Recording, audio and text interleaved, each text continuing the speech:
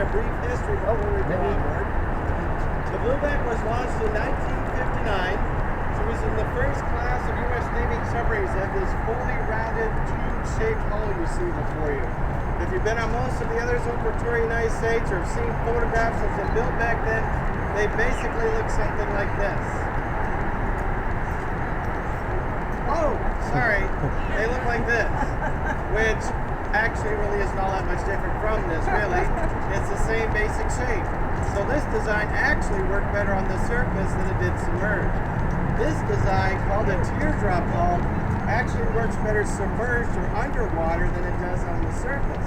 It more than doubled the underwater speed of the older design, as well as increasing interior space available for crew and equipment. But even though she looks like a modern U.S. Navy submarine, the Blueback was not nuclear powered as all U.S. Navy submarines are today. She was the last diesel-electric attack submarine in service when she was retired in 1990. And then she came here to Oz as a permanent exhibit in 1994. She's small for an attack submarine. She's only 219 feet long with a boomer width of 29 feet. The large object coming off the hull of the submarine, sorry my hands are getting ahead of my mouth there, it's called the sail. Coming up out of the sail of the mast, well, there's unlike masts on the sailboat, they have different functions. The two skinny silvery ones look like giant crochet hooks. Those are the ship's periscopes. We'll get to look for those. The others are the gray and the black, yes. The others are the gray and the black camouflage pattern are antenna masts for communication, navigation, sensors, that sort of thing. The all black one on the end looks like a stovepipe back there.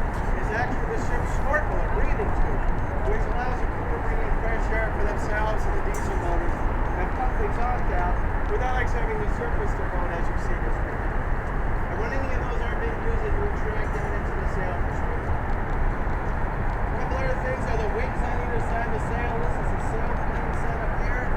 A similar pair back a little right around the stern called the stern plane. And then normally at the very end would be the ship's propeller screw as it's called. But you may notice we took that off and put down the pedestal coming down the walkway there. That is now serving as a centerpiece for memorial. All U.S. Navy submarines have been